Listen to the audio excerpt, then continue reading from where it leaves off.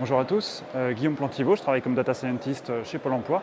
On a vu un peu la partie infrastructure, là on va rentrer un peu plus dans le concret au niveau de nos cas d'usage pour vous montrer quelques exemples de ce qu'on a pu réaliser.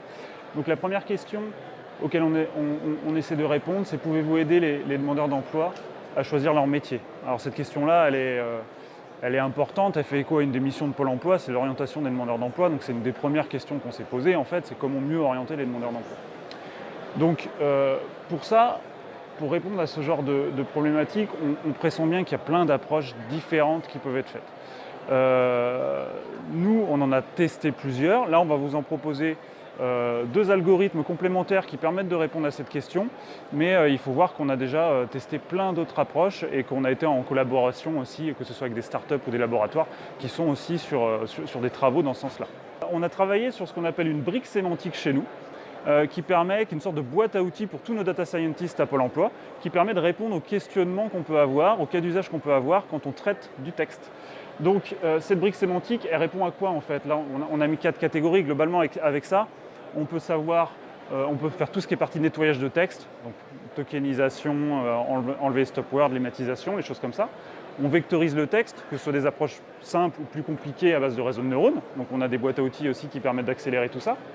On a des exemples de cas d'usage pour que le data scientist aussi il aille aussi plus rapidement. Donc on peut faire de la classification, l'extraction, on a même des cas de génération de texte aussi. En fait, grâce à cet outillage, on est en mesure de répondre à cette problématique qu'on s'est posée en un temps à peu près d'un sprint de développement. Donc en 3 semaines, avec cette boîte à outils, on a réussi à avoir des très très bons résultats sur la partie classification de texte. Donc pour une offre, on est en capacité de dire quel est le métier rattaché à cette offre d'emploi.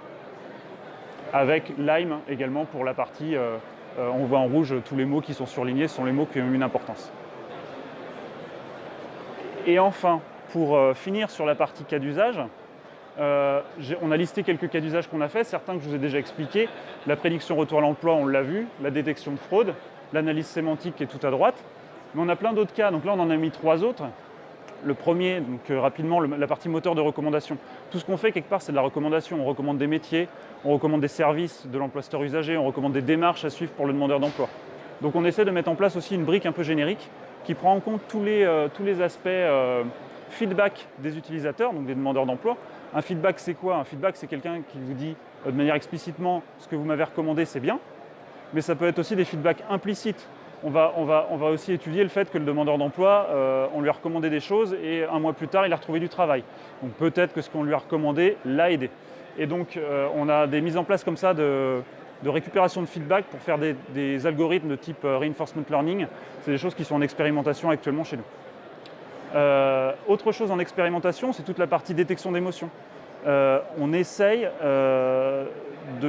d'avoir des approches qui arrivent un peu à détecter les émotions, la tonalité par exemple des emails, les emails qu'on reçoit. On peut essayer de détecter s'il y a une certaine teneur positive ou négative pour essayer un peu de faire de la prévention et arriver peut-être à mieux anticiper certains problèmes qu'on peut avoir. Donc on a pas mal de travaux là-dessus, que ce soit sur la partie détection d'émotions sur le texte, mais aussi sur la vidéo. On expérimente beaucoup de choses. Et enfin, le dernier cas d'usage, prédiction des trop perçus, c'est pareil, c'est un sujet dont on parle beaucoup. On a aussi les algorithmes de prédiction qui sont là pour anticiper et prédire qu'on peut être dans une situation de trop perçu pour un demandeur d'emploi.